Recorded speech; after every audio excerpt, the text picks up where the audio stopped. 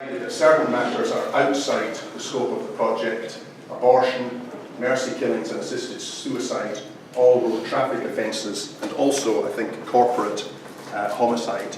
The background to this project, an important part of that, lies in some remarks made by the then Lord Justice Clerk, Lord Gill, in the case Petto, familiar to many people here, in 2011. And I've just put up what he said in a case where the court looked at the mental element of homicide. Towards the end of his judgment, he added these remarks: "I have the impression that other English-speaking jurisdictions may have attained greater maturity on their jurisprudence on this topic, i.e. the mental element in homicide, than Scotland has."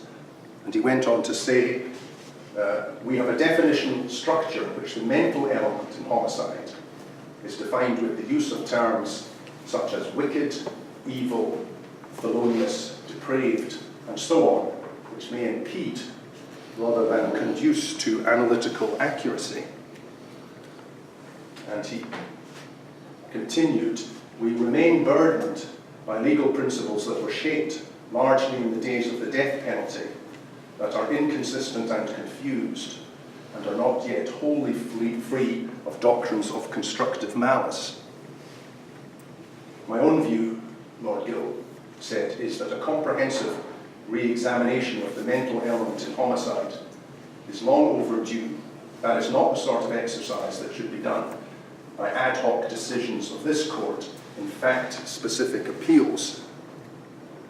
It is preeminently an exercise to be carried out by the normal processes of law reform, and that essentially is why we have come to be doing this project."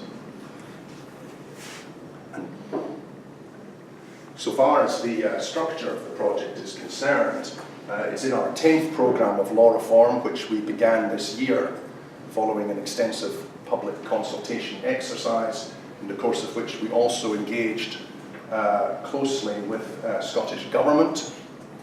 And Homicide was a project which received support. It's a project which, because of the background I've mentioned, the Commission had to do. The first step in the project, and really where we are at present, because we are at an early stage, is to work on the preparation of what will be our first discussion paper, and there may well be more than one discussion paper issued in the course of this 5-year project. And that is, as I've said, on the mental element and the structure of homicide law. And as we see things at present, we tend to cover the partial defences of provocation and diminished responsibility so far as they are relevant to that issue, obviously very important aspects. This, of course, will be, the next slide will be extremely familiar to most people here, but I thought it would not be right to begin a seminar on the law of homicide without just putting up what is now, I think, the classic definition. It has given rise to some considerable controversy, not least so far as the first branch of that definition is concerned. But there it is: murder is constituted by any willful act causing the destruction of life, by which the perpetrator either wickedly intends to kill or displays wicked recklessness as to whether the victim lives or dies. And it was, of course, the introduction of the word wickedly to the first branch of the definition by the court in Drury, which gave rise to a good deal of academic interest and indeed criticism.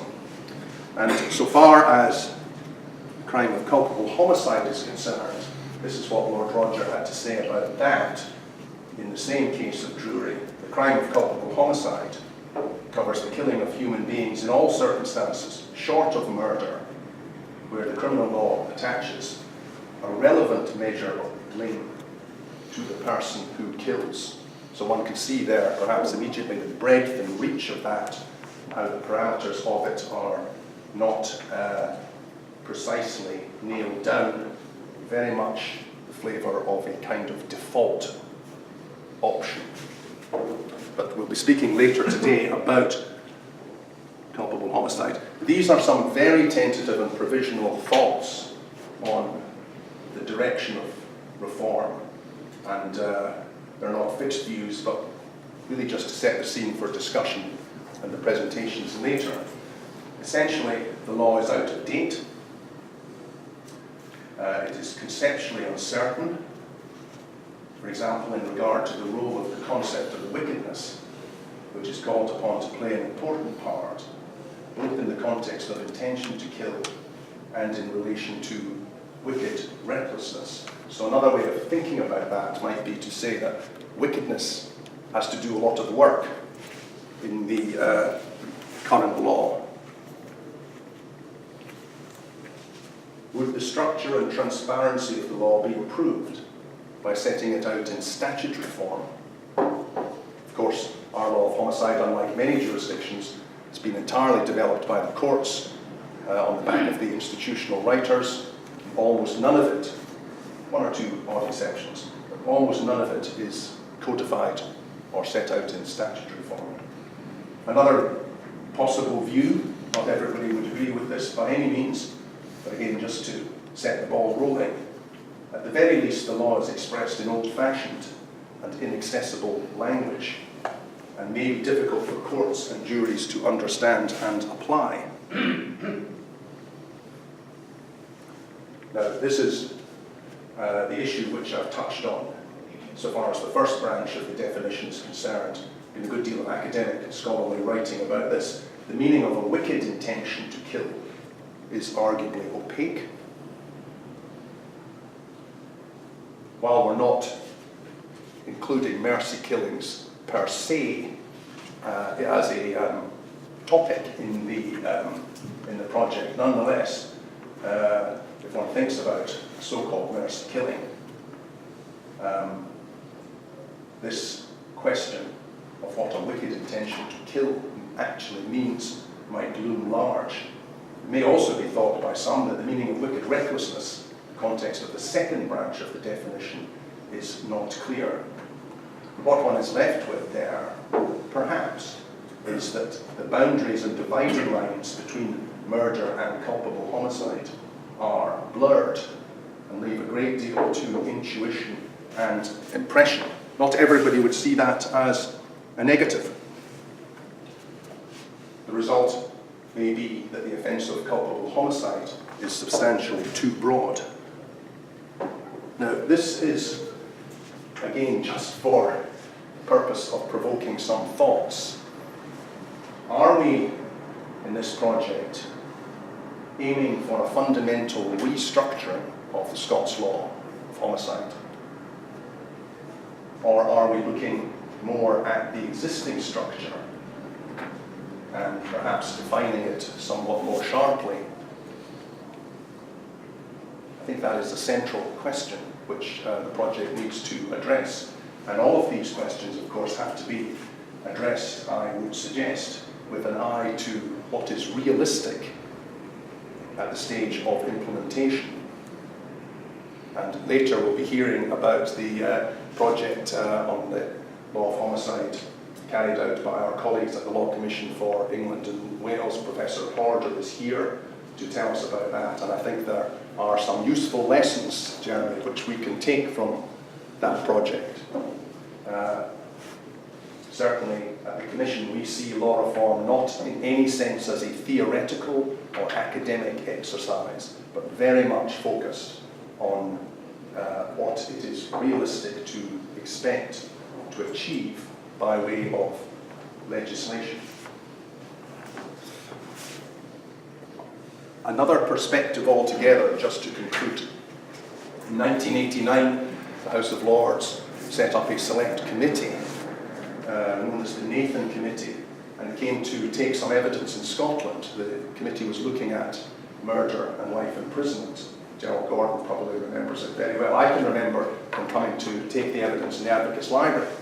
And one of the things that was interesting about that experience was that the then two senior judges, Lord Emsley, who was the Lord Justice General, and Lord Ross, the recently appointed Lord Justice Clerk, went and gave evidence in person. It was very unusual for Lord Emsley, who was highly regarded throughout the profession. It was very unusual for him to speak publicly about any policy issue he was a traditional judge, quite traditional in his attitudes and outlooks, and confined his public statements to what he said in judgments. But on this occasion, he made an exception because he obviously felt very strongly about the matter.